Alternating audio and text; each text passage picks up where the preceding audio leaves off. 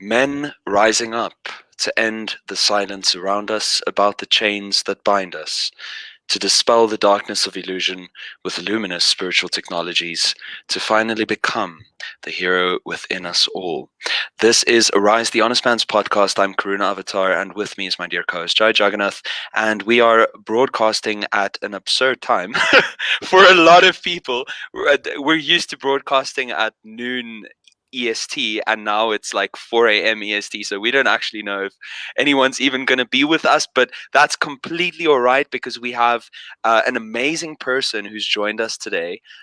His name is Dylan Smith, and just to give a little bit of an introduction for Dylan, so he's a certified Ayurvedic practitioner and an holistic health educator.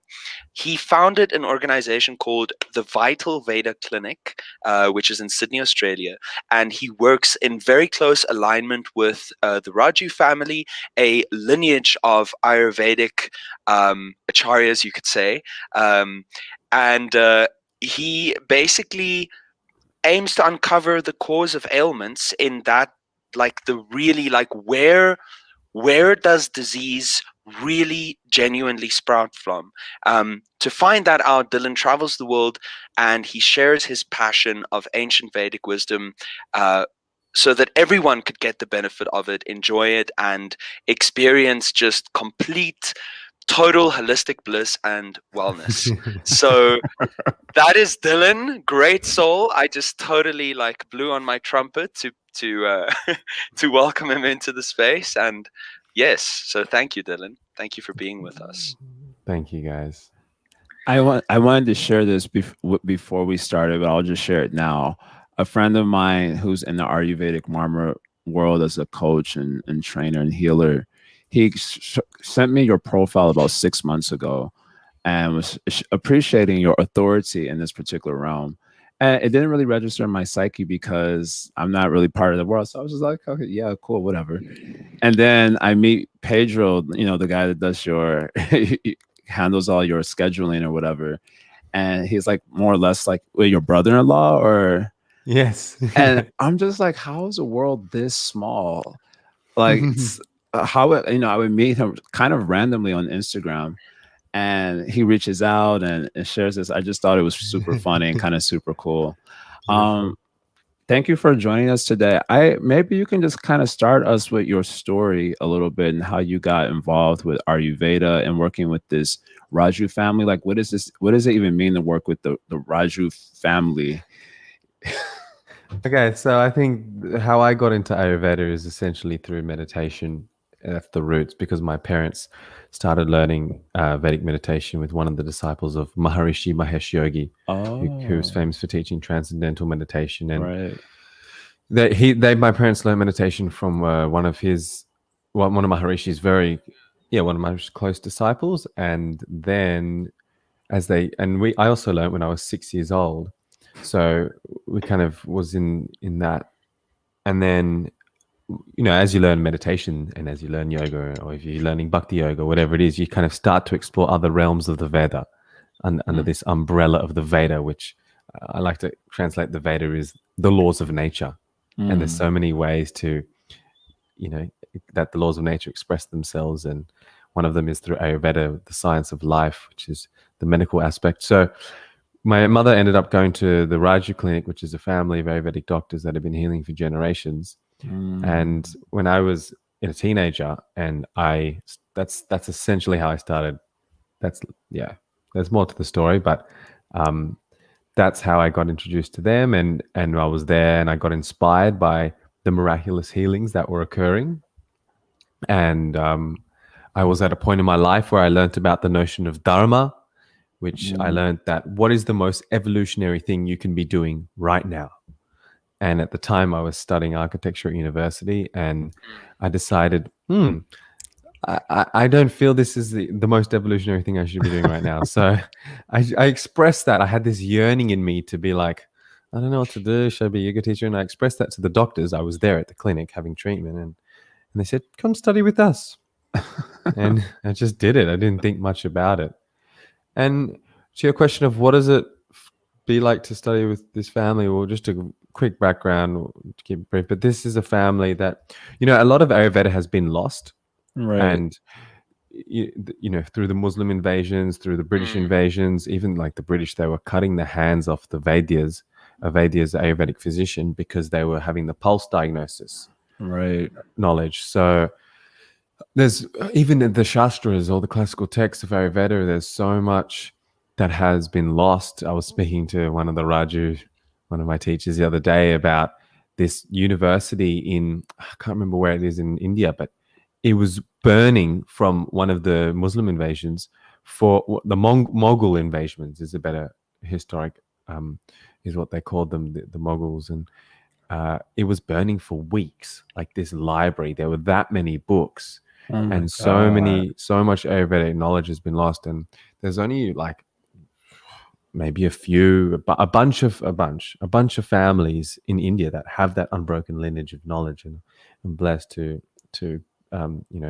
basically, they call them they're like my second family, and they're so generous. Wow. It's a very interesting way of learning anything, because it's very traditional.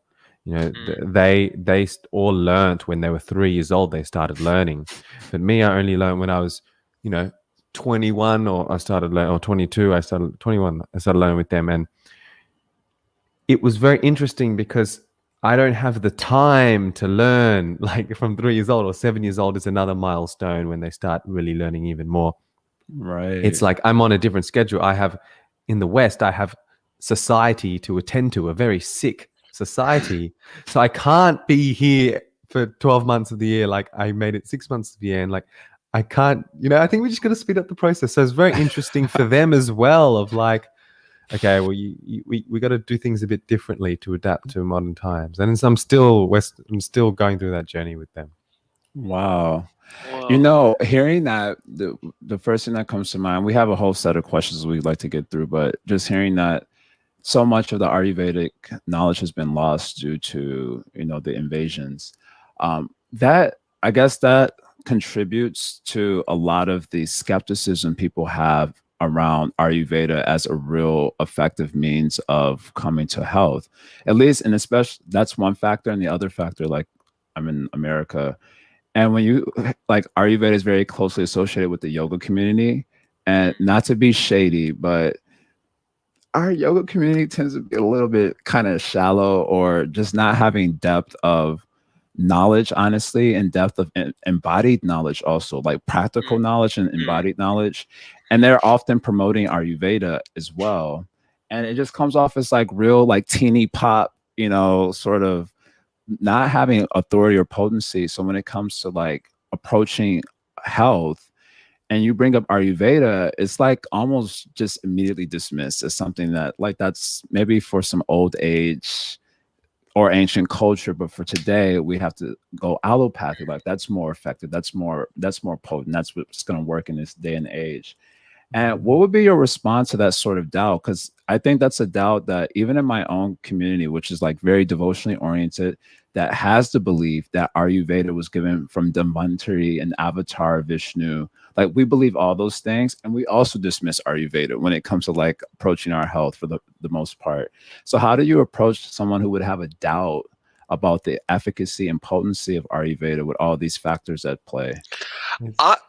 Can I just add to that? I just want to insert something briefly just before that, exactly, and maybe just ask you, Dylan, to give us like a really essential description of what Ayurveda, because there's a lot of people that like know, oh, it's the Vedic science of health, but like, what is really the core philosophy, the essential tenets that make Ayurveda what it is, so that everyone just knows like what it is that we're talking about here, so that we can get a sense of its gravity in hearing like the core definition, the essence of what it is.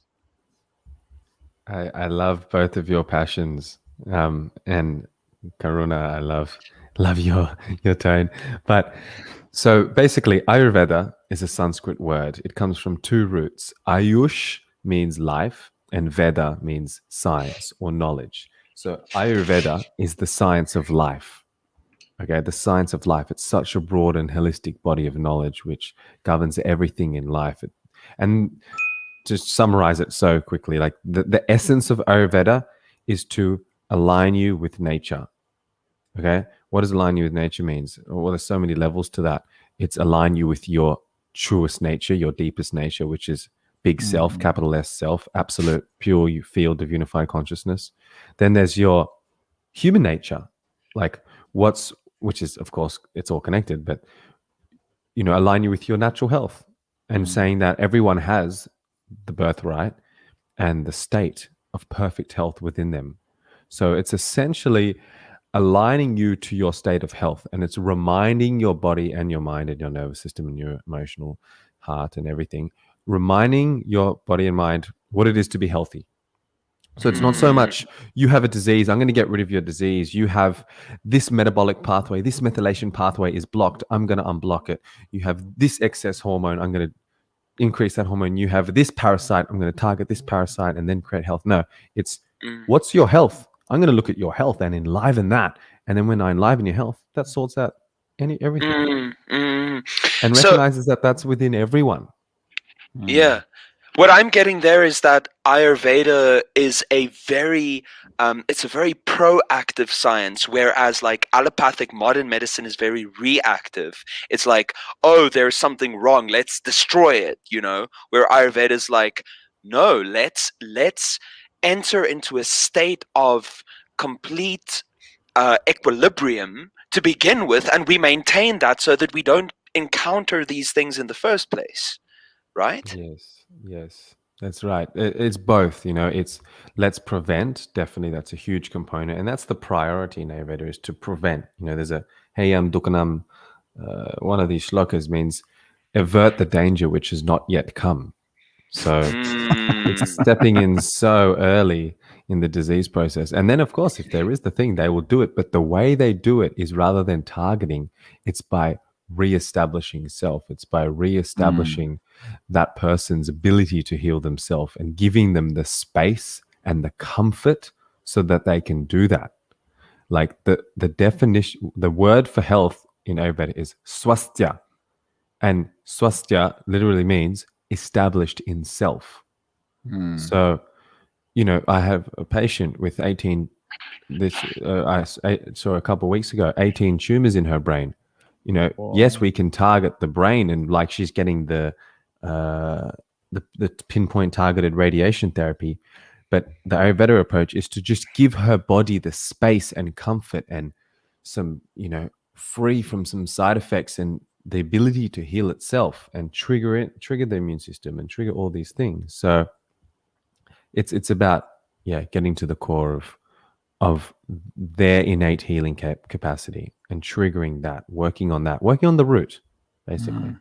So that's a good transition point to the question I was asking also. Like that example specifically, someone's come to you with 18 tumors, and if you present it to the layperson and you say, well, we're going to take them to our Ayurvedic doctor, they would just practically scoff at that.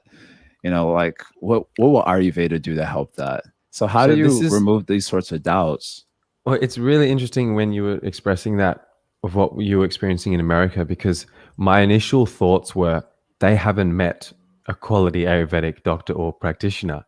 Because when they do, like you meet my teacher and he feels your pulse and he tells you your whole family history and your parents' history just from your pulse and not even speaking to you, and tells you specifically what diseases are on your mum's side and specifically what diseases on your dad's side. Like, you don't question that. And you don't even have to have, like, just being around them, you can feel their power, their healing. It's healing just being around them. So I think, that's the result of what's, as you were alluding to and expressing, of what's happening in the yoga community, of how it's kind of made it into that, I can't remember the word you used, like that shallow. And I think, that's unfortunate that that's their impression. So, eventually they'll have the karma to meet someone or to hear from someone speak where it inspires them and it triggers, actually, there's some value in here. So, I don't have to convince anyone. I'm just going to share whoever's worthy to hear it and whoever's curious. And, that's their karma if they take it on and obtain this knowledge. And it's so powerful, because the funny thing is we get people who have been to allopathy over and over again and it's not working and they're sick of it and they've tried everything and then they come to Ayurveda. So it's like last resort, I've tried everything. And that's in some cases, like that's not the ideal because it's usually deep in their disease process. Right. But, then that's when even these deep cancer patients, that's really like the hope for them is these things. I mean, you can look at the chemotherapy success rates. Like I think it's less than 3% healing rate. So that's the standard thing in cancer. And when you look at cancer, I mean, there's been over $1 trillion spent from it. And you look at the decades of research and investment. Right. Well, it is research, but it's such a it's clearly not a effective approach because they haven't really gotten anywhere in all these decades and $1 trillion later. Not Dylan, that it's bad, but yeah. Dylan, I just have something that I'm super fascinated by that I need to know about right now. So like this whole pulse reading thing, right? The fact that someone is able to tell that much simply by feeling your pulse, it's very difficult for me to conceive of that. Okay, let's compare it to like another Vedic science like Jyotish, for instance, right? Like if you draw up someone's birth chart, there's a lot of like information that you can draw conclusions from. There's a lot of intricacies, a lot of kind of like nuances, and you can really, you could see a lot by seeing someone's birth chart. But like just like feeling someone's pulse and like knowing their entire family history of disease, like what is up with that? Like could is it like a mystical ability, or like is it a skill that you can cultivate? Can you just give us like some insight? Sounds a little mythological, right? Yeah. It's not that mystical. It's more of a skill that you can cultivate. And, the example I gave you was from my gurus who you were asking about earlier. One of the things that they're world famous for is pulse diagnosis. And especially the old elder brother. It's a family, and the elder brother is, he's felt 150. He sees 100 to 150 patients a day because of their pulse. He doesn't need to speak with them much. He doesn't need to ask them about their health because he knows it all in the touch of 30 seconds or less. So he can just do that and know about that whole physiology. And it's actually not a mystical, it's not so much an intuitive thing. It's more of an actual scientific process, which happens with practice. And also they have cultivated siddhis in this. So these are like perfected human capabilities. So they definitely have the siddhis with the pulse. I practice pulse diagnosis, but I'm not a fraction in my capability to them. But for me and for many other Ayurvedic practitioners, it's very useful. I'll be honest, the pulse is not a lot of people get it. Even the Ayurvedic practitioners, my teacher has taught thousands of doctors around the world, and very few of them actually got it. And there's various reasons for why they don't really get it. And one of the reasons is the practice and the I guess trust in the process as well, because people get impatient and it's all about practice. But so the way it works is because, I mean, there's so much to it, but your heart is circulating blood in every single cell in your body within, under a couple minutes. Okay. And your heart also is your emotions. Okay. And your heart is your emotions, which comes into the blood. And also your heart is the seat of what we call in Ayurveda ojas. And ojas means your vital essence. It's a biocelestial liquid substance that resides in the heart. Biocelestial. I also was like, wow, that sounds very. It is. It's 9 drops in the heart, and it is the factor for your life. And if you lost a drop of ojas in the heart, you would be dead. And then there's the secondary ojas, the apara ojas, which from that source of ojas, it circulates throughout the body and is responsible for your energy, your vitality, your reproductive capability, your immunity. So that also is coming through the pulse. And ojas is also the junction of consciousness, and body. So it's connected to these subtle aspects of your body as well. Just like Jyotish, through someone's birth chart, you can see into the subtle realms of their life. Through the pulse, you can also see. So that's kind of some explanations of how it's manifesting into the radial pulse. But there's so many layers to it, and it's not a science. It's not really a theoretical science. It's a completely experiential science.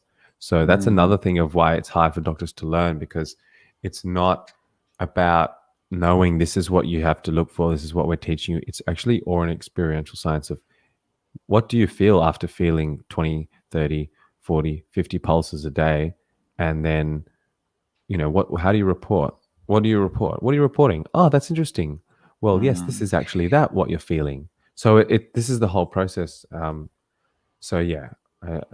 I guess that's true of many of these sciences in the Vedas. It's less empirical and more experiential. Yeah, and that's why it's hard for people to embrace them, because they don't want to use their own life as the laboratory for gaining direct perceptual knowledge. They prefer to remain one step removed in a sort of abstract theoretical framework and just force that framework on everything, despite the fact that it's not working. What's also difficult is that it takes work. Like you have to live it, you have to really like embody the thing. There are no quick fixes. You need to have like very disciplined practices. On that note, Dylan, I just love to get sort of like a sense of like how you apply the teachings every single day, like a kind of a day in the life of Dylan as like an Ayurvedic sadhaka and practitioner. Like, what is your practice? Well, it's different for me what I personally do and from what I recommend to my patients, because the beauty of Ayurveda is it's all based on principles, and it's principles of how to live in tune with nature, thus your own human nature, and thus perfect health. And that the reason why principles are so important is because it's various principles to apply to different individuals. So I'm Dylan, living in Sydney, Australia in the winter. You're living in US in the summer, in New York City. Are you in, where are you, Jay? I'm in New York. He's in South Africa. Jay's in New York. I'm in Johannesburg, South Africa. Yeah. Okay, so I don't know if you're in the city, but you say you're in New York City, you're in an urban environment. Say you're in India, you have these vegetables growing. You have these herbs growing.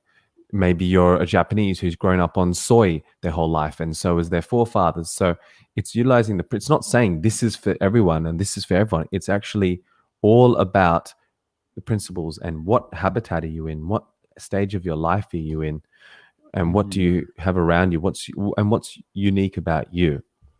But of course, there are some general principles of Ayurveda, and I can share. Since you asked about me, I will kind of base it around me. So the first, in Ayurveda, routine is an important thing for an individual. You can say that the main ways I'll implement treatments for, again, not just to cure disease, but to prevent and to live life full of vitality, because that's what Ayurveda is also about. It's not just about fixing diseases. It's about promoting vitality and health, which leads to prevention, is a few things. One is diet. The other is lifestyle, which includes routine and daily routine, as well as seasonal routine. And then some herbs as well you can implement, herbal, and also some treatments, some body therapies. And then you can even extend with the subtle treatments like the Jyotish, implementing and the remedies for that, and the Vastu, the Vedic architecture, so many things. It's all connected. The yoga, the meditation, all that.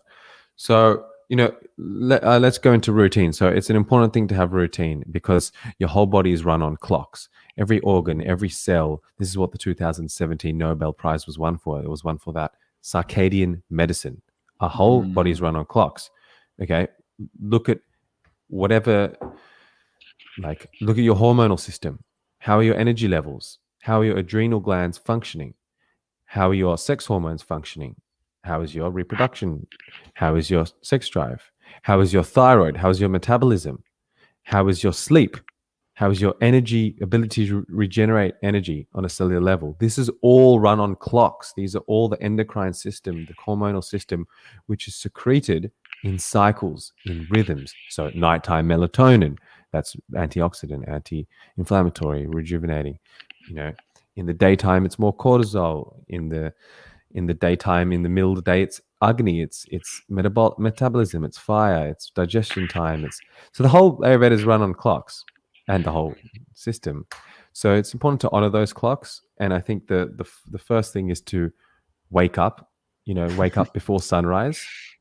Ayurveda says to ideally wake up before sunrise or with the sun, but really ideally before. And there's many reasons for that, and the reasons mainly is because before sunrise, the word we call it is the Brahma Muhurta or the Brahmin Muhurta, and Muhurta means time period, and Brahma means totality.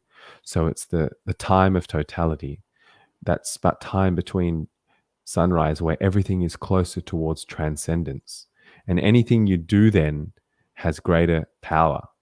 That's why yogis will meditate then and do yoga then. And when you wake up, you capture that power, because everything is like just waking up. It's that subtle, it's that transcendental field. It's the air and space element. And if you wake up with that, you get such energy. We call the Vata time of the day. The air and space element is dominant. And you keep that. That stays with you throughout the day. And that energy is full of creativity. It's full of a greater intelligence.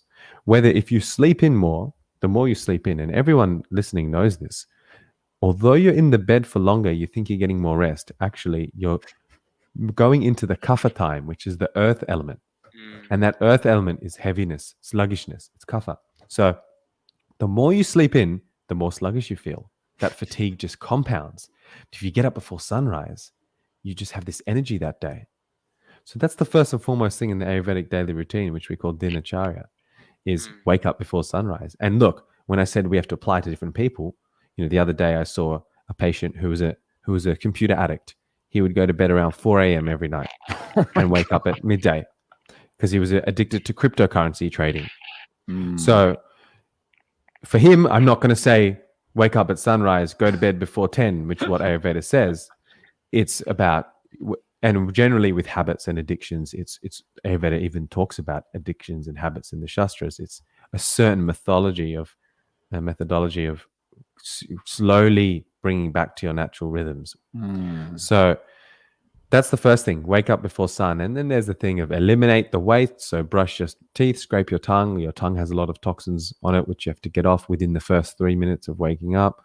Eliminate your bowels every morning before eating, especially, and before any coffee. This is one thing, again, with the rhythms of time. What is the rhythms of your elimination? People don't know that proper elimination means to have a good bowel motion before they eat breakfast or before they drink coffee, a complete one.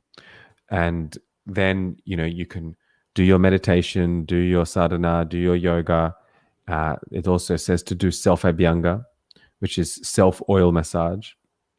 So like we bathe every day, which is also part of the daily routine, which we call snan, bathing our body and washing our body. Not only do we have to wash our skin, but we have to put oil on it and give ourselves a massage. And this does so many things. It pacifies our nervous system. That's perhaps the most noticeable thing straight away. Your nervous system just feels so much more calm because your skin has more nerve endings than anything in the body. And you put oil on it and you just feel this calmness, especially for people with anxiety or sleep issues or oversensitivity. And particularly when there's things like virus, genetic material going around and bacteria going around, this abhyanga is like a shield. It's like kavach. Karna from the Mahabharata, he had this shield on him. This is what we call abhyanga. It's a kavach. It's armor. It protects, because whenever you're dealing with, for example, viruses, the first stage of any virus is called the energetic periphery. It means something on the outside is trying to get inside of you. In this case, a genetic message. So this abhyanga, this shield, is a shield. So before your shower, just like we wash ourselves, we have to get in this habit of oilating this. It prevents so much. It helps the joints. It helps move the lymph, the blood circulation. You can see on my website a free poster on how to do it. And then we take our shower and then we go about our day. I mean, there's so much. I don't know how much detail you want. Then I'll just add one more key thing of that is to eat in accordance to the sun. So a big concept in Ayurveda is Agni, which is digestive fire. And our digestive fire is regulated by the sun. So when the sun's the highest, our digestion is the strongest. So to have the main meal at midday and the lightest meal at evening, because when you're about to go to sleep, you don't want to be digesting food. You want to be regulating hormones and secreting melatonin and detoxifying the liver. So many vital mechanisms which are occurring at night. You want to reserve your biological energy for those mechanisms rather than giving it to your heavy dinner, your cheese and paneer at the Hare Krishna temple late at night. Occasionally it's fine, but like people are getting that habit in New York City. When I first went to New York City, literally the main treatment I was telling people was just eat early and eat light.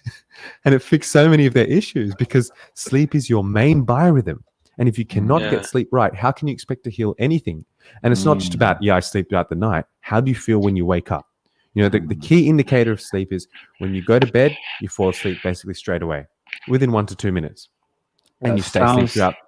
Mythological. It's so possible. And then you sleep throughout the night and not wake up once. And when you wake up in the morning, you basically jump out of bed with energy. That's a proper indicator. Yeah, I've never experienced that. Well, there's some things which we can share. One of them being the Abhyanga, that self-oil massage. You try that, we'll see. And of course, going to sleep before 10, because again, before 10 is the kapha time. Same as the morning kapha was 6 till 10 a.m. heaviness time. It's also 6 till 10 p.m. heaviness time. So you want to hitchhike on that heaviness and let that take you throughout the night. Whether if you waited till after 10 p.m., it's fire time, it's pitta time, metabolism, hormones are moving. It's everything is more on fire. It's harder to get the deeper sleep. So you'd think, aren't I staying up late? Shouldn't I be more tired and get a sleep more like a log? Actually, you want to sleep like a log, you've got to hitchhike on the kapha time before 10 p.m. And that will take you throughout the night for deeper rest. Totally. This is so fascinating. You know, I feel like this might be a good transition point. This Agni point. So we entitled this episode "Poor Digestion and the Loss of Sovereignty." And I thought it was a clever title. I prided myself in the title. I thought it was really good, and that's because I heard that this digestion is like a really critical feature of Ayurvedic methodology to health. And so, and I heard there were like, I don't know if there were like 3 Agnis or a different. The concept of Agni is not just like fire, right? So I was wanting to know if you could break that down. Like, what is the role of digestion in the methodology of Ayurveda? And how does that relate to our health? You've touched it. Maybe you can expand on it a little bit. So Agni is fire, and it's specifically, Agni is the transformer. It's the metabolizer. And we have actually 13 Agnis, at least. And then those are the main Agnis. Then there's so many. Agni can be seen in every cell and doing its certain role. But the main Agni, which we all hear about, is the digestive fire, the Jatara Agni, which is in the gut. And that, of course, metabolizes and transforms food and water and drinks, and also air and viruses and bacteria and any pollutant. So that is really 2 things happen from the Agni. 2 results manifest from after Agni, which is the fire, gets the food or any substance. And one is it turns to a thin fluid, which is called rasa. It's a thin fluid which gives our body energy and nutrients and maintains the longevity of our body because it's feeding the tissues, it's feeding our flesh, and it's making us prolong our life by maintenance. This is Vishnu. This is Dhanvantari. This is like maintenance operator is maintaining that which is relevant. So this is what this thin fluid does. Ideally, when you're digesting food, if it's good food and you have a good digestion, you're turning it into a thin fluid, which is giving you nutrients and energy. The second thing that may come from that is it doesn't turn to a thin fluid, it turns to a thick fluid, a thick and sticky fluid, which we call ama. And this thick, sticky fluid can lodge anywhere in the body. It depends on the person. You know, it can lodge in your blood and manifest as skin diseases or blood disorder. It can manifest in your joints. Joints are a typical place because this thick fluid gets to a joint and it can't pass through. So it sticks there, and then you get joint pain, or rheumatoid arthritis or osteoarthritis. Any of these things, it can come in the lungs. Is another common place where ama will enter, and because there's so much space in the lungs, and then you feel respiratory disorders. You have excess mucus. It can go anywhere. It depends on the person, where their weak spots are. What are they prone to? So, and this ama is considered the cause of mostly all diseases. You can say not every one, but basically all. There's some shlokas which say it is, and so because that ama is not just causing digestive complaints, as I said, it can manifest anywhere in the body. Manifest in the brain as plaque and cause Alzheimer's, like so many different things. And so that's the importance of having good digestion, because you want to be. We are in a world full of toxins. We have, even the organic kale you're buying has coal dust mine being blowed on it from the coal mines, however down the track on the farms. And then we've got glyphosate. I mean, especially in the US, you have so much glyphosate in the rain, which is the chemical pesticide used in Roundup, which is extremely prevalent in the rain and also in other places of the world. So we've just inevitable have a lot of toxins, which is just the way we're in now. And then there's other toxins. These are just the ones which enter the digestive tract. And we need to be able to metabolize them. And we need to have a strong digestion. So, and also the foods, unless you're eating organic, which is, you can eat good food, but, it's increasingly harder to get good quality food and organic, and especially when we're dealing with staples like grains and legumes, it's harder to get. So, really being able to have a good agni for these things. Just very briefly, Dylan, it seems to me like our world is so toxic, just literally, that like being genuinely healthy is like a super niche thing, like how viable is it for like people in general to be truly healthy in such a toxic world? Okay, this is a beautiful point, because let's just elaborate more on that dark reality, and then I'm going to bring light to it. So we no doubt have a full of epidemics. I mean, 1 in 2 men will get cancer in their life. 1 in 3 women will get cancer in their life. Autoimmune conditions is huge. Autism used to be 1 in 10,000. Now it's around 1 in 37. Infertility. Oh, I cannot tell you. It's probably the biggest thing I see in my clinic these days. That's because my teachers are infertility experts and everything. But, the world is just going infertile, men and women, even men more so.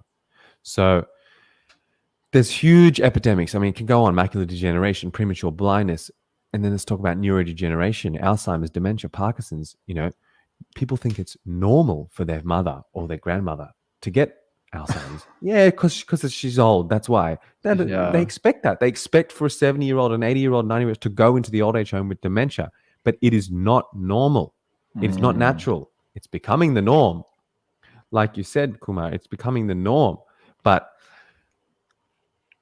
when you look at the statistics, it is very uninspiring. But I invite everyone here listening. I mean, look, this is a conscious thing, and I don't know how much you deal on the physical body and the health, but this is that you guys definitely look into consciousness. And I invite you all listening to be part of those the statistics that are healthy. And the trend is it is becoming a minority. It's leading towards that, especially with these days right now, with this pandemic. Look at the pandemic. There are so much worse health epidemics right now than this virus. There's so many more killers: cancer, diabetes, it goes on and on. So I invite everyone listening, and I'm not saying you're going to have perfect health, but you can be strong to, it's nothing wrong with getting sick here and there and getting some disease. And most people have chronic diseases that they've grown up, they have a weak spot within them. That's fine. It doesn't mean it's going to be fully rectified, but having the capability to be able to mitigate that and essentially transcend that. It doesn't mean, this is the importance of consciousness and mind and your sadhana practices, because you're never going to have a perfect body. You're never going to have perfect digestion. You're never going to have perfect skin. But does that make you suffer? So this is the role of consciousness, of saying, this is just a body. I mean, of course I have to honor my body. It's part of me, but am I going to really be bound to that, or can I go beyond that? So that's why consciousness is king. So it is harder. It's not harder, but it takes a little more knowledge, let's say, to be able to Sattva. be healthy. More sattva, absolutely.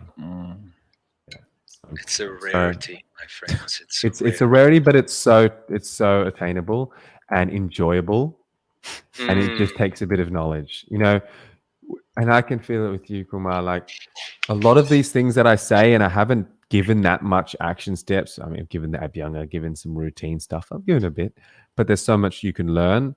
And I'm a big proponent of, don't do these things because I told you or because your health practitioner told you.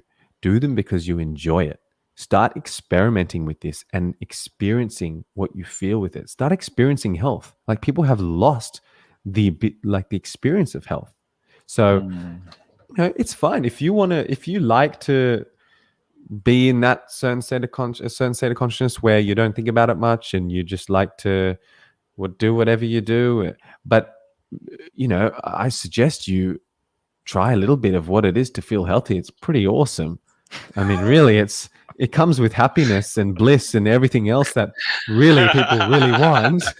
So have a go and you'll start living this way, not with a single strain. It's actually with complete joy. And, you want to do this thing because you enjoy it. So yeah. I feel you. I was wondering a little bit, going back a little bit, I guess. You were talking about 13 agnis, and agni being this like transformative or metabolic part. And I was curious about, are there agnis that relate more to like subtle parts of our existence as well that need to be looked at in order to help us digest, I guess, more subtle aspects of our being? Absolutely. So, when we look at the Jatara Agni, which we looked at the digestive fire, that can be correlated with, hydrochloric acid, which is a fire acid, and digestive enzymes, which are fiery and actually process food. But yes, there are subtle Agnis. The Agni in our mind, for example, is that which metabolizes and transforms any stimuli, any sensory stimuli. So, us three could be watching a horror movie and, Never. Jaya is very scared and freaking out and flooding with stress chemicals, and maybe Kumar is full of bliss and like Karuna. endorphins. Karuna. Yeah. Oh, beautiful. Yeah. Sure.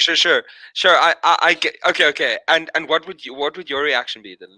Well, usually give two examples. So mine could be just bored and not paying anything attention. Okay. So it's all the same movie and it's all the same eyes. We're seeing the same thing, but how do we metabolize that? And that goes with now, like more than ever. Like, how about for now? Like, I could right now. The beach is closed. They've put fence up because they're trying to prevent people from looking. And I jump the fence with my partner, and then we get caught by a policeman, and she's stressing out and freaking out and full of stress chemicals. And me, I'm just inwardly smiling and just laughing at it and getting some bliss from it. So again, same stimuli, but how are we both metabolizing? And, this can go to stresses, like how does the way that your boss treats you, the way that your mother screams at you, your partner screams at you, like whatever it is that the government is so much trying to attack you, or however you feel, like what's your perspective, how you're metabolizing it? So we say that nothing is really a stress. It's really how you metabolize it and experience it. And that's Agni. Super fascinating. Okay. We need to get into some like metabolization. Metabolic. Tactics. Metabolic. I think metabolic is the word. No, guys, just humor me for a second. like mental digestion tactics and strategies, right? Because Dylan, everyone, I'm sure you encounter this, and I think we're all victims to such a large extent. Like so much sensory input on the daily through tech, like God, like the amount of images and just conversations, so much that has to be digested every day, and it just seems like if you want to kind of practically keep up in the world, like you just got to stay on top of all the tech developments, and if you want to stay relevant in your working life, like it's just it seems like the world isn't offering us too much of a choice unless you're in a very sort of special career path where you can steer clear from it. So like how do we deal with all this? Because I find, like you were saying about sleep, man, I go to sleep, I go and lie in bed, and my mind is like, and it takes like a while to calm down. Or sometimes I journal, but sometimes I don't know, like sometimes the journaling doesn't matter. Anyway, point is, like, how do we deal with all the stimuli?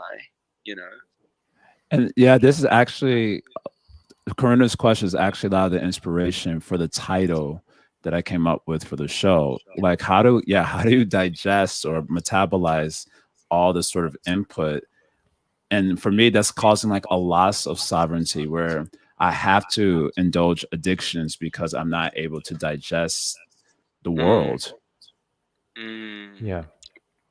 So I think the first and foremost thing is, there's so many things you can do for this, but the foremost thing is to be established in yourself and your true self. Dharma? The Dharma comes with that, but it's even more foundational than that. The number one summary, if you had to sum the Vedas in one verse, it's Yogastha Kurum Karmani, established in being, then perform action. So before you're performing action, whatever action it is, your work, you reading the news, you reading your phone, you have to be established in being. Because what is being? Being is that absolute unified field of pure consciousness. That which is the unified field which underlies everything and everyone and every single thing. You are that. So you have to be established in that, connected to that. Because if it's one thing to intellectually know, I am the universe, we are all one. But to actually tangibly experience that is another thing. And by the way, it's really not a hard thing to tangibly experience that and know that in yourself. And when you know that, and you're especially feeling that and experience that on a daily basis, and they say if you're enlightened, you're experiencing that 24/7, every second of your life. But if you're experiencing on a daily basis and you are the universe, you directly experience that, nothing can make or break you. And whatever comes up on your phone or your news feed is just, what's a little pandemic where a government is exercising tyranny and, people are dying and getting, experimented on. What's that in a little blue ball going around this little sun in a little galaxy? Like, you are the universe. So what is this little thing? So when you experience that, when you really identify and experience your universal nature, those things aren't as binding to you. So they're not karmic. The information that you're receiving does not bind. Doesn't mean you're not sensitive to it. It just doesn't stick with you for long. This is the same thing with the stressful situation. If you get shouted out by a government authority and whipped, whatever it is, like, yes, it can traumatize one and for stay in their cells. But if you have that foundation of being established in being, it doesn't last long at all. So how do you establish in being? The first and foremost thing is to meditate twice a day for 20 minutes approximately. It's so important. It's like we sleep and we eat and we brush our teeth. We also have to bring our mind to a de-excited state and experience that being, experiencing your absolute nature, which is very easy to do in meditation. If you especially get a technique like a transcendental technique, it's honestly like what I practice Vedic meditation. It's you see it now with people who learn. It's easy. They can quickly and effortlessly experience. So meditation, whatever technique works for you, and which allows you to transcend the body and mind, and for a moment experiencing that pure field of unmanifest, that increases that as a normalization. That normalizes that state, which is really your true state. So that's like the number one, and that will make the biggest difference in the quickest way, in the easiest way, because That's it's so. That's sorry to cut you off. I didn't mean to. It's just fascinating to me that you say that because, in Bhakti tradition, because we're Bhakti practitioners, that's how we're supposed to start our day. We rise at the Brahma Muhurta and we become established in self according to how we understand that through our own practices of japa, sadhana, and other forms of worship or bhajan. And I just feel like in our community, I'm sure this is true of all spiritual practitioners. I guess what happens is we have these like really high ideals of what that's supposed to do for us. So unless we're experiencing the highest ideal from our practices, we feel like it's not having any effect. And we start to get like impatient with the practice and kind of fall away from it. And then I guess we lose our ability to deal with the world. But just hearing you, like, it's very easy. You're saying it's very easy. And I'm just laughing at that because I'm like, what?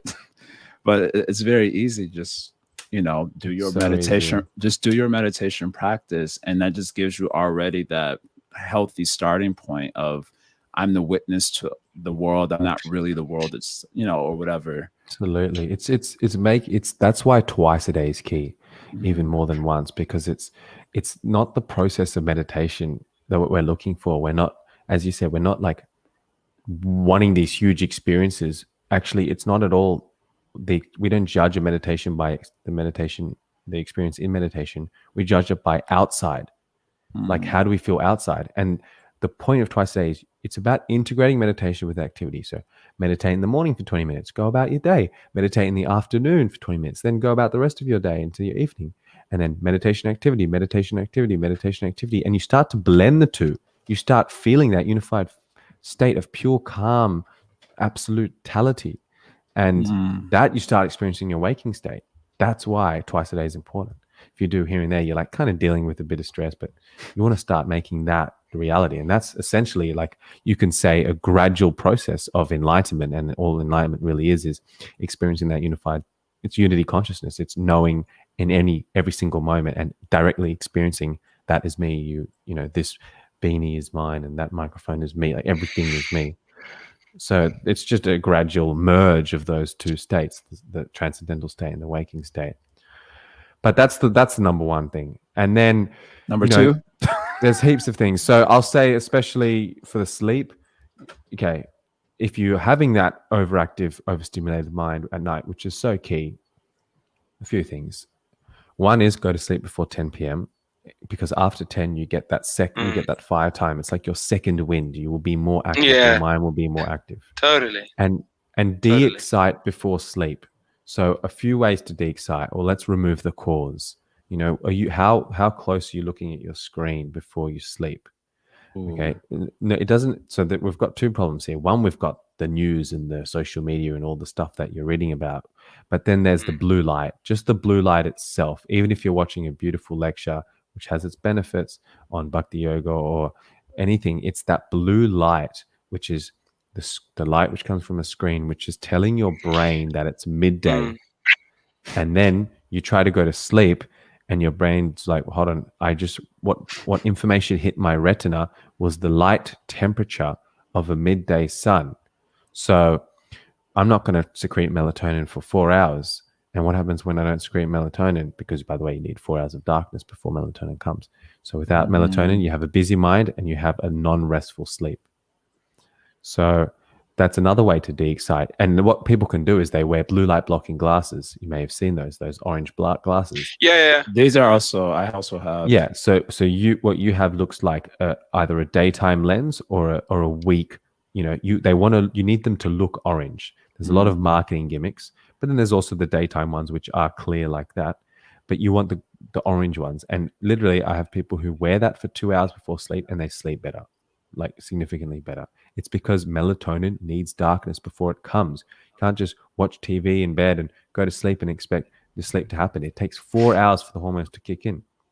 So that's one thing. Another way to de-excite is give yourself a foot massage. Like I mentioned, that Abhyanga, the whole body, that's another one. You could do Abhyanga in the evening before you shower, and I guarantee you'll sleep like a baby. Or you can just, in addition to your massage of the day, at night, so simple, like try this tonight, is just, if you're a man, massage your right foot first with oil for a couple minutes, and then massage your left foot. Or if you're women, do it the other way around, and just massage your feet with oil, and just, give it however you want to do it yourself for a couple minutes on each foot. That's it, and go to sleep, and see. It's just de-exciting the nervous system. Very, very nice. Yes. So Yeah, these that are sounds some great. things. Yeah, and Yeah. I just want to emphasize the, that the amount of stimuli you're giving yourself. Start to practice some tech detoxes. Really question: look at your screen time going on, and what's irrelevant. What can you cut down on? Start to do some tapasya, some surrendering of preferences, and do 40 days of no Instagram. Whatever it is, you can do. So yeah. Dylan, what do you make of all the weakness in the world? Like, we got a sort of like a generation of young men who are really struggling to find like healthy expression of masculinity in the form of self-discipline, proper self-responsibility, like just like the actual focus and clarity of mind to be regulated, whatever. Because like everything that you're recommending is very sattvic, and I feel like sattva is for a lot of people quite inaccessible. They're just kind of too weak or bewildered or whatever it may be to be able to access that. So with that being said, like how would you say does good digestion relate to like a proper practice of self-responsibility for the individual, right?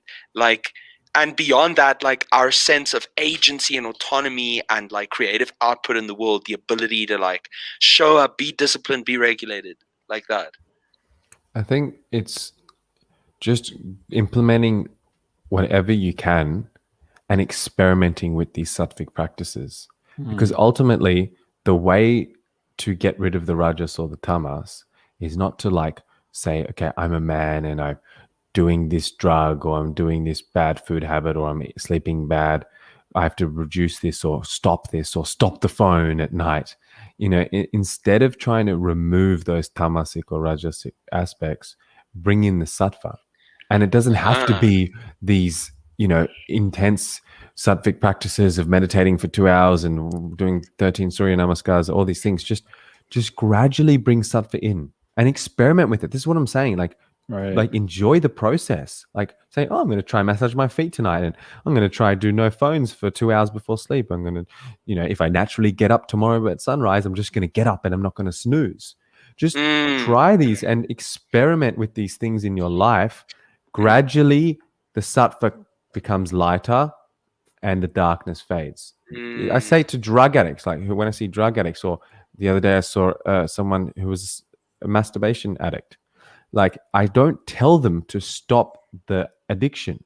I just give them the practices to bring in, which are sattvic, and there's obviously the spectrum of sattva. When sattva comes, which is the light, the darkness will fade.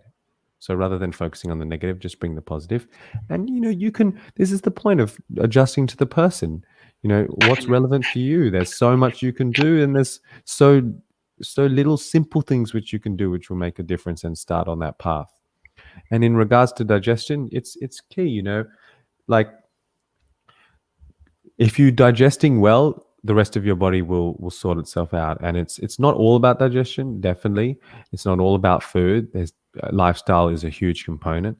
They are related, but start with the principles of food, of eating the mealtime, like eating your main meal at lunch and the lightest meal at dinner, and being mindful when you eat. Like, it doesn't matter if you're eating the best organic Ayurvedic food. If you don't have consciousness, you will switch on your sympathetic, your rest and flight or fight response. You want to switch on the parasympathetic, the rest and digest. So be grateful for those. And if you're eating ice cream or takeaway pizza, whatever it is, still have that full consciousness, because then even your agni can turn that into nectar. So just some principles: eating in season, eating with this local foods, and a simple one is just eating whole foods. Like, don't try avoid the packaged stuff. You know, if it's got a bunch of ingredients, which if it's got any ingredient which you don't recognize, just stay with the whole food. Stay what's close to the source. And yeah, and I think, you know, when the way that I've approached, because there are a bunch of questions in there, but in regards to the masculinity, the way that I've, and for me personally, it's something that I've been recently exploring as I've arised to a man.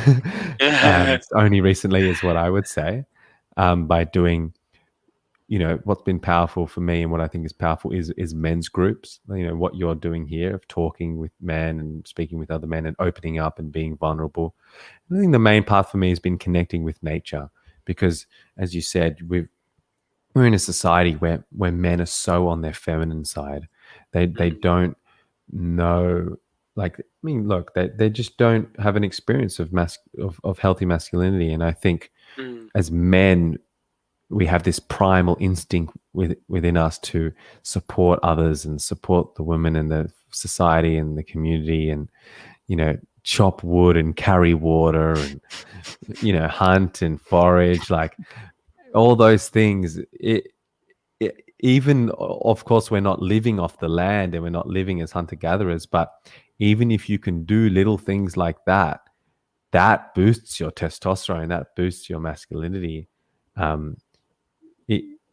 So going into the bush or the forest and camping and just learning a bit of survival, that's one way I've seen that's one technique you can increase testosterone and healthy masculinity, of just getting them a bit more confident in their ability to survive and to provide for others, and not having to, like, oh my God, I need my shelter, I need like my food, my phone so I can order food, I need the shop, like, I don't know how. And now we're in a society where, you know, maybe you can't go to the shops with the virus. Like, you can't get this, you can't get who knows what's going to happen to your water. Like, your government is heavily regulating your water.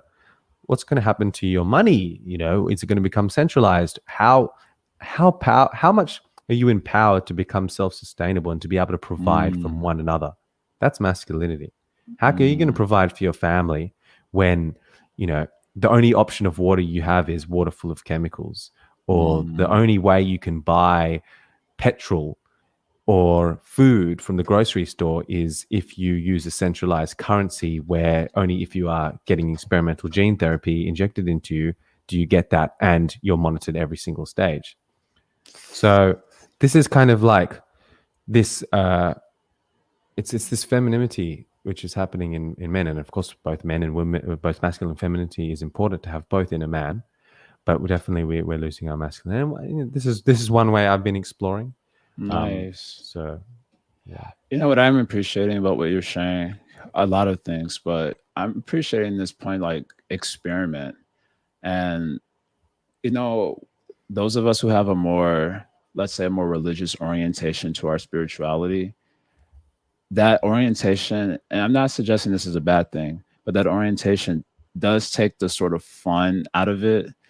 So, like, our approach is less experiential or experimental, and it's like more like, no, religious, like, this must be done no matter what, and it's not fun. And I'm not suggesting this is necessarily a negative thing, but I'm appreciating how you're saying, just kind of do the experiment and see that, just add these things to your life and see the joy and the addition, and then naturally that will, you know, do away with or abrogate the negative stuff in our life.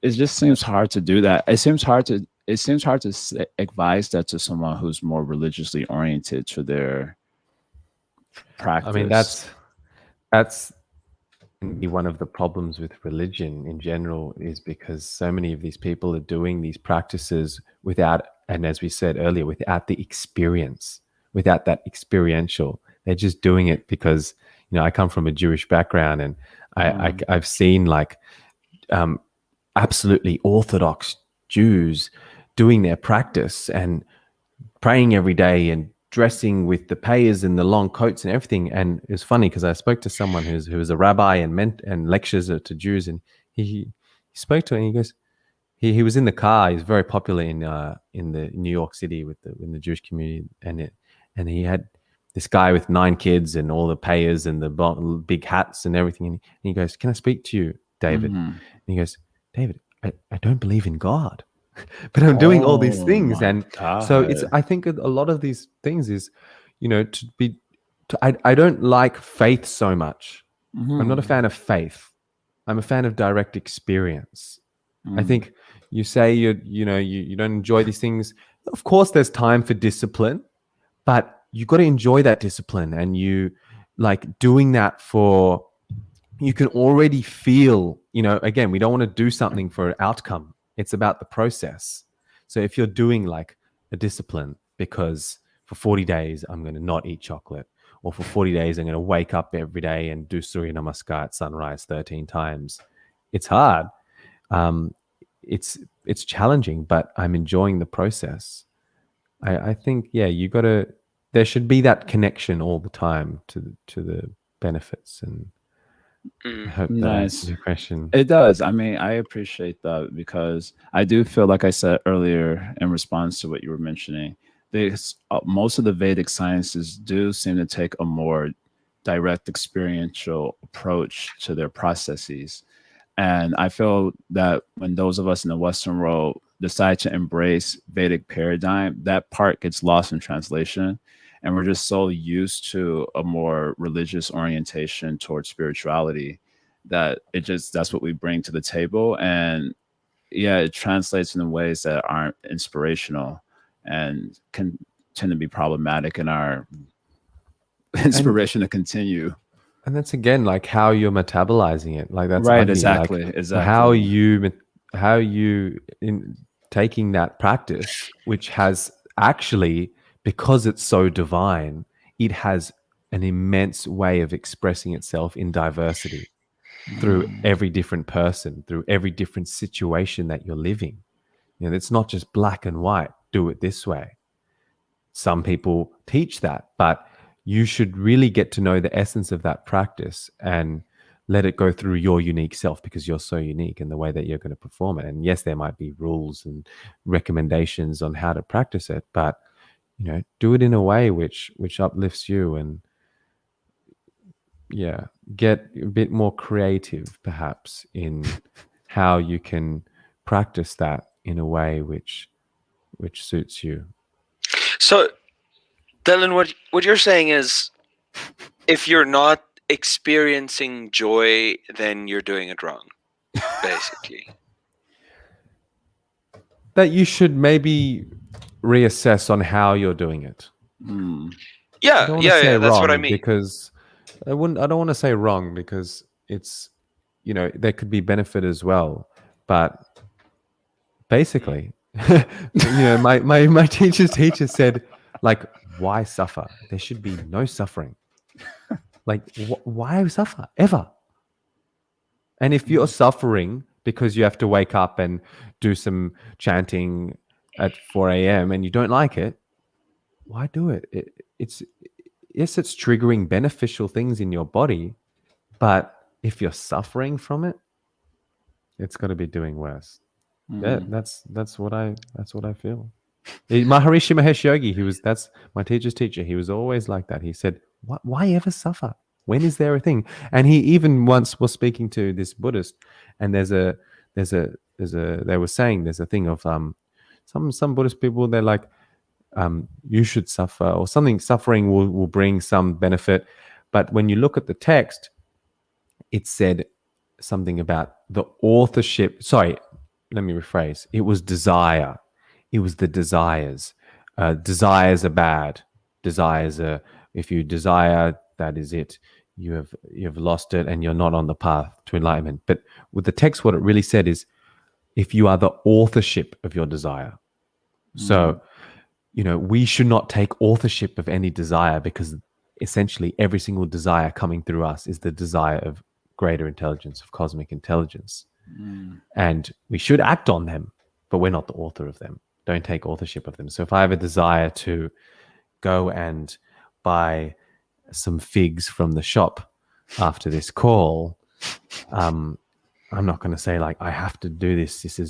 It's my desire. I want to do the figs, but who knows? Cosmic, if it's really a desire that's aligned with nature, then maybe I'm going to meet someone who I'm going to help with their health. Who knows? So, yeah. I'm exhausted about my questions, but I would like to say now in the future, I would be really interested of maybe I'll reach out to you personally about this, but working with you a little bit. And I'm fascinated by this 13 Agnis that you mentioned earlier. That's really fascinating in my mind because I'm like 13. I thought we only had the one, or maybe there were like 2 or 3, but 13. And I'm interested to how that translates in my life as a holistic being. Yeah. And how that will help to improve my metabolizing or transforming my world inside and around me. It just like seems very fascinating. There's the topic of the other 12 are a bit advanced in that you need to understand a lot about Ayurvedic anatomy and physiology to understand these metabolic seats within the physiology where the other 12 are. But then there's other aspects of Agni, like the eye is a seat of Pitta. Like if you want to see that your eye is a fire, you just put some rose water pads, which is, by the way, a good remedy for any eye issues. Just get some cotton pads full of rose water and put them on your closed eyelids. You will feel how cooling the pads are and you will realize how hot your eyes are. And there's other seats of Pitta, of fire, the small intestine, the skin. The skin metabolizes what comes to it, right? How do you metabolize the sun? Is the sun burning you because you have poor Agni in your skin? Or is the sun giving you the best beneficial rays and the vitamin D and the nervous system tingling pleasure that you get when you sunbathe? Okay. How do you optimize your skin Agni? Abhyanga is one fantastic way. And, it goes on. The liver is an important part of Agni because the liver is that Agni, which is digesting anything you put into your mouth, medications, all the pesticides, which is creeping into your food, heavy metals, which is all around. And these are some Agnis. Beautiful. I don't know, Karuna Avatar, you have it? No. I just want to say, I've had some really nice, like you've given, I feel like some, you could say like, you've given us, you've reminded me of certain very simple but very essential core truths. Like forget about trying to renounce all the negative stuff. Just like add the positive. Like if you pour milk into the glass of venom, like continuously, gradually, there's just going to be milk. Eventually. So just keep adding the positive. I really like that. And another takeaway, just like find joy in what you do. Like just like the journey is really important. So yeah, I really appreciate that. And you're just a really nice guy. Thank you for coming. Thank you guys. That is a great takeaways. Thank you so much, Dylan. Looking forward to connecting in the future, I think. For sure. Jai. Hare Krishna. Thank you so much, everyone. Not so many live viewers, but big shout out to all of you hearing the recording afterwards. Dylan, we are on, a bunch of platforms like Spotify and Apple Podcasts, and most people actually listen to the show afterwards. So hi, everyone. Thank you for being with us. If you have any feedback, ariseheroicman@gmail.com. We're on Instagram, ariseheroicman, Arise the Honest Man's Podcast on Facebook. Dylan, if people would like to get in touch with you, if they'd like to check out Vital Veda, what is the website? How could they, maybe an email? I don't know. How would you want them to check you out? Yeah, the website is vitalveda.com.au.